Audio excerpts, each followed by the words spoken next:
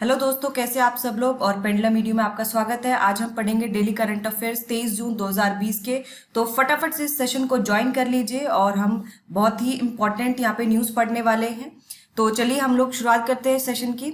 और जिन लोगों ने हमारे चैनल पेंडुलम मीडिया को सब्सक्राइब नहीं किया है, इसको सब्सक्राइब करिए और बेल आइकन को जरूर दबाइए नोटिफिकेशन के लिए। और आप हमें हमारे टेलीग्राम चैनल पे भी ज्वाइन कर सकते हैं। तो चलिए शुरुआत करते हैं हम लोग।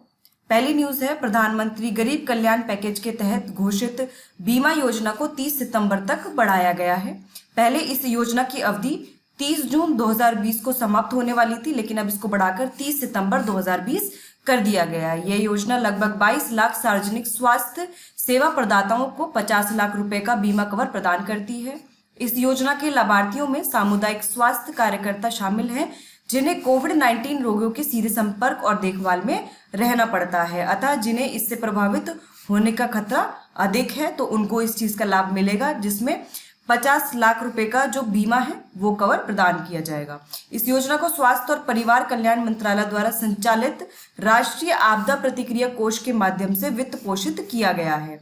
क्योंकि जो ये कोविड-19 जो पेंडेमिक है, जो कोविड-19 की वजह से जो भी समस्या आ रही है, इसको राष्ट्रीय, ये एक तरह की राष्ट्रीय आपदा है। मतलब ग्लोबली तो है ही, लेकिन भारत के लिए राष्ट्रीय आपदा की तरह है। तो इसलिए जो इसकी प्रतिक्रिया के लिए जो कोष है, वहां से इसको वित्त पोषित किया जाएगा। इस योजना के तहत प्रदान किया गया बीमा लाभार्थी द्वारा प्राप्त किए जा रहे किसी भी अन्य बीमा कवर से अलग होगा। चलिए इससे जुड़ा एक प्रश्न देख लेते हैं। प्रधानमंत्री गरीब कल्याण योजना पैकेज के तहत कोविड-19 के सार्वजनिक स्वास्थ्य सेवा प्रदाताओं को कितने का बीमा कवर प्रदान किया जाएगा? 20 लाख, 50 लाख, 30 लाख और 10 लाख। फटाफट से सही आंसर कमेंट करके बताइए। तो इसका सही आंसर है ऑप्शन बी, यानी कि 50 लाख रुपए का बीमा। अगली न्यूज है, उत्तर पूर्वी राज्यों में स्वास्थ्य सुविधाओं को वृद्धि के लिए 190 करोड़ रुपए की मंजूरी दी गई है। और उत्तर पूर्वी क्षेत्र के विकास मंत्री डॉक्टर जितेंद्र सिंह ने उत्तर पूर्व पर विशेष ध्यान देने के साथ एस्पिरेशनल जिलों में कोविड-19 स्थिति और स्वास्थ्य सुविधा की समीक्षा के दौरान यह निर्णय सुनाया है। अब मुझे फटाफट से कमेंट करके बताइए कि जो एस्पिरेशनल जिले हैं, इनको किसने आइडेंटिफाई किया था? फटाफट से कमेंट करिए। हाँ, इसको नीति आयोग ने आइडेंटिफाई किया था। इस धनराशि का उपयोग विशेष रूप से संक्रामक रोगों के प्रबंधन के लिए बुनियादी ढांचे के विकास हेतु किया जाएगा। एस्पिरेशनल जिले की अवधारणा 49 प्रमुख संकेतकों पर आधारित है, जिनमें से स्वास्थ्य की स्थिति एक महत्वपूर्ण घटक है। तो पूर्वोत्तर राज्यों में कौन कौन शामिल है? असम, अरुणाचल प्रदेश, मेघालय, मणिपुर, सिक्किम, मिजोरम, नागालैंड और त्रिपुरा सहित 8 राज्य जो हैं वो शामिल हैं। अगली न्यूज है, भारत इस वर्ष अप्रैल के अंत में अमेरिकी सरकारी प्रतिभूतियों का 12वां सबसे बड़ा धारक। भारत इस वर्ष अप्रैल के अंत में 157.4 बिलियन डॉलर की संपत्ति के साथ अमेरिकी सरकारी प्रतिभूतियों का 12वां सबसे बड़ा धारक बन गया है। हाल ही में जारी अमेरिकी ट्रेजरी विभाग के आंकड़ों के अनुसार फरवरी 2020 में होल्डिंग ने 177.5 बिलियन डॉलर की रिकॉर्ड ऊंचाई को छू लिया था। वहीं मार्च में इसमें भारी कमी आई थी और एक्सपोजर जनवरी में 164.3 बिलियन डॉलर था। मार्च में एक्सपोजर को घटाकर 156.5 बिलियन डॉलर करने के बाद भारत ने अगले महीने होल्डिंग को बढ़ाकर 157.4 बिलियन डॉलर कर दिया। वहीं अप्रैल के अंत में जापान 1.27 ट्रिलियन डॉलर के अमेरिकी सरकारी प्रतिभूतियों का सबसे बड़ा धारक देश बना रहा है। और इसके बाद दूसरा स्थान चीन का है, जिसने जो अमेरिकी सरकारी प्रतिभूतियां हैं वो 1.1 ट्रिलियन डॉलर की जो है प्रतिभूतियां खरीदी हुई हैं। और यूके में 368.5 बिलियन डॉलर है। डॉलर के साथ उसका तीसरा स्थान है। चलिए आपके लिए प्रश्न, हाल ही में जारी अमेरिकी ट्रेजरी विभाग के आंकड़ों के अनुसार भारत इस वर्ष अप्रैल के अंत में अमेरिकी सरकारी प्रतिभूतियों का कौन सा सबसे बड़ा धारक बन गया है? 6वां, 7वां, 9वां या 12वां? फटाफट से कमेंट करके बताइए क्या सही आंसर होगा। हाँ, तो इसका सही आंसर है ऑप्शन डी, यानी कि 12वां। अगली न्यूज है, अंतर्राष्ट्रीय योग दिवस 21 जून को मनाया जाता है हर साल। और यह जो दिन है, ये जो योग के विभिन्न लाभ हैं उनको पहचानने और योग को जीवन के रूप में बढ़ावा देने के लिए मनाया जाता है। 11 दिसंबर 2014 को संयुक्त राष्ट्र महासभा ने 21 जून को अंतर्राष्ट्रीय योग दिवस के रूप में चिन्हित करने के संकल्प को अपनाया था। और इस चीज को ध्यान में रखा था कि 21 जून जो चुना गया था दिन, वो इसीलिए चुना गया था क्योंकि एक तो यह दिन उत्तरी गोलार्ध में सबसे लंबा दिन होता है, लॉन्गेस्ट डे होता है नॉर्दर्न हेमिस्फीयर में, और काफ़ी लोगों के लिए, अगर हम बात करें ग्लोबली, तो काफ़ी लोगों के लिए बहुत ही महत्वपूर्ण दिन होता है। योग एक प्राचीन अभ्यास है जो न केवल शारीरिक और मानसिक स्वास्थ्य बल्कि भावनात्मक और आध्यात्मिक स्वास्थ्य से संबंधित है। योग दुनिया के लिए भारत का एक उपहार है। 2016 में योग को यूनेस्को की अमूर्त सांस्कृतिक विरासत घोषित किया गया है, तो ये एक इम्पॉर्टेंट पॉइंट है। थीम की अगर हम बात करें तो yoga for health, yoga at home 2020 की थीम है, क्योंकि मास गैदरिंग अलाउड नहीं थी, क्योंकि कोविड-19 की वजह से, कोविड-19 के चलते हुए हम सब लोग जानते हैं कि सोशल डिस्टेंसिंग मेंटेन करनी है, इसीलिए yoga for health, yoga at home theme जो है सेलेक्ट की गई। 2019 के लिए थीम थी योगा फॉर क्लाइमेट एक्शन, तो जो योगा फॉर क्लाइमेट एक्शन 2019 की थीम थी। चलिए इससे जुड़ा एक प्रश्न देख लेते हैं। अंतर्राष्ट्रीय योग दिवस 2020 की थीम क्या है? Yoga for health, yoga at home, yoga for nature and climate, yoga for climate action, yoga for human. फटाफट से सही आंसर कमेंट करिए। हाँ, इसका सही आंसर होगा ऑप्शन ए, यानी कि yoga for health, yoga at home. अगली न्यूज है विश्व संगीत दिवस 21 जून। सभी को मुफ्त संगीत प्रदान करने के लिए हर साल 21 जून को विश्व संगीत दिवस या फेते डे ला मस्की मनाया जाता है। यह दिन दुनिया भर के संगीतकारों को सम्मानित करने और लोगों को उनके काम का प्रदर्शन करने के लिए प्रोत्साहित करने के लिए मनाया जाता है। इस दिन पार्क, सड़कों, स्टेशनों और अन्य सार्वजनिक स्थानों पर मुफ्त सार्वजनिक समारोह का आयोजन किया जाता है। इस दिन की स्थापना 1982 में जैक लैंग, फ्रांस के सांस्कृतिक मंत्री, और मॉरिस फ्लोटर, फ्रांसीसी संगीतकार, रेडियो निर्माता और त्योहार आयोजक द्वारा की गई थी। संगीत एक तनाव बस्टर है और एक बेहतर नींद में मदद करता है। तो हम सबको ही म्यूजिक बहुत पसंद है, और जब भी हम बोर हो जाते हैं तो हम संगीत का सहारा लेते हैं, अपना मनोरंजन करते हैं, और ये कहीं ना कहीं हमारे स्ट्रेस को भी कम करता है और एक बेहतर नींद में भी मदद करता है। तो बात करें क्वेश्चन की, तो विश्व संगीत दिवस हर साल किस दिन मनाया जाता है? फटाफट से कमेंट करके बताइए। 20 जून, 21 जून, 22 जून या 23 जून? तो इसका सही आंसर है ऑप्शन बी, यानी कि 21 जून। इंदिरा गांधी स्टेडियम में Nagaland state sports academy Kohima को KISCE के रूप में स्थापित किया जाएगा। हाल ही में इंदिरा गांधी स्टेडियम में Nagaland state sports academy Kohima को Khelo India state centre of excellence के रूप में स्थापित करने का निर्णय लिया गया है। इससे राज्य को अपनी खेल सुविधाओं को राष्ट्रीय स्तर के उत्कृष्टता केंद्र में अपग्रेड करने का अवसर मिलेगा। हाल ही में खेल मंत्रालय ने भारत के 8 राज्यों में राज्य के स्वामित्व वाले खेल सुविधाओं की पहचान की है। इन राज्यों में नागालैंड, अरुणाचल प्रदेश, मणिपुर, मिजोरम, केरल, तेलंगाना, कर्नाटका और उड़ीसा शामिल हैं। और हमने कुछ दिन पहले भी ये डिस्कस किया था कि सरकार ने जो है सेंटर ऑफ, जो खेलो India centre, state centre of excellence है, उनको स्टैब्लिश करने की बात की है, और उसमें अभी फिलहाल 8 राज्यों को जो है सिलेक्ट किया गया है पायलट प्रोजेक्ट के तौर पे, और फिर ये पूरे इंडिया में एक्सपैंड किया जाएगा। पूरे इंडिया में आइडेंटिफाई किए जाएंगे कि कौन कौन सी स्पोर्ट्स अकेडमी को KISCE के तौर पर करना है कन्वर्ट। अगली न्यूज है खान मंत्रालय द्वारा सत्यभामा पोर्टल शुरू किया गया। हाल ही में केंद्रीय कोयला, खान एवं संसदीय मामले मंत्री श्री प्रहलाद जोशी ने सत्यभामा पोर्टल शुरू किया है। सत्यभामा पोर्टल खान मंत्रालय की विज्ञान एवं प्रौद्योगिकी योजना प्रोग्राम स्कीम के लिए खनन उन्नति में आत्मनिर्भर भारत के लिए विज्ञान एवं प्रौद्योगिकी योजना है। इसे राष्ट्रीय सूचना विज्ञान केंद्र द्वारा डिजाइन, विकसित और कार्यान्वित किया गया है।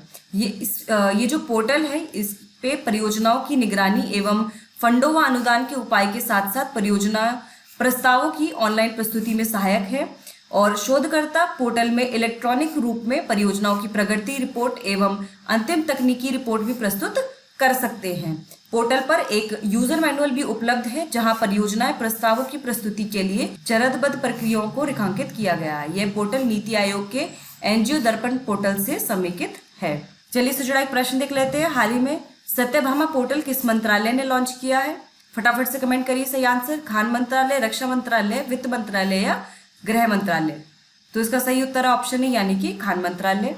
अगली न्यूज है बाएं हाथ के बेहतरीन स्पिनर राजेंद्र गोयल का निधन हो गया है।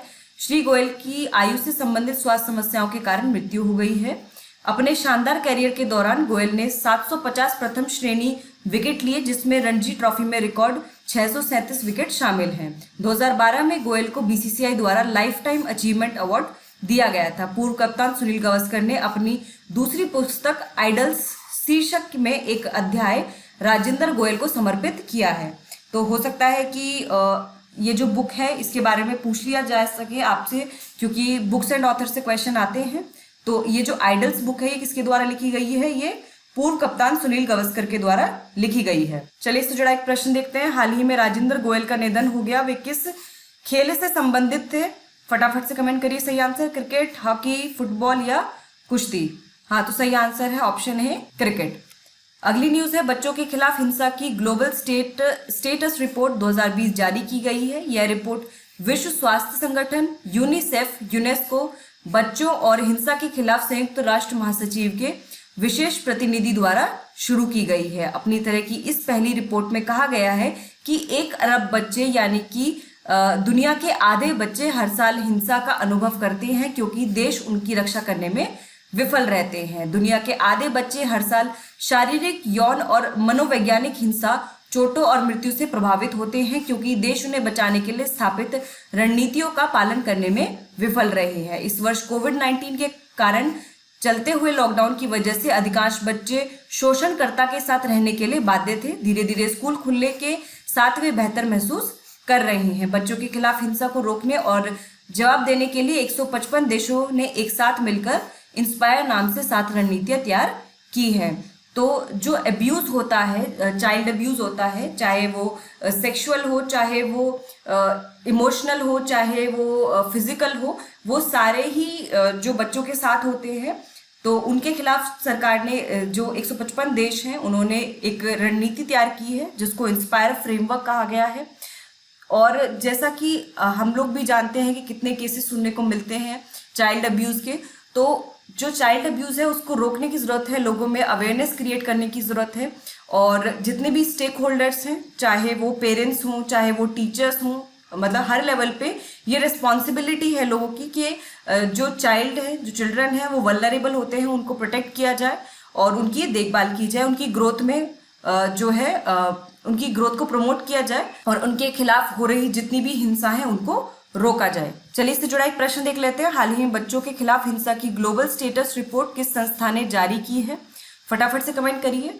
विश्व स्वास्थ्य संगठन, यूनिसेफ, यूनेस्को, उपरोक्त सभी ने संयुक्त रूप से।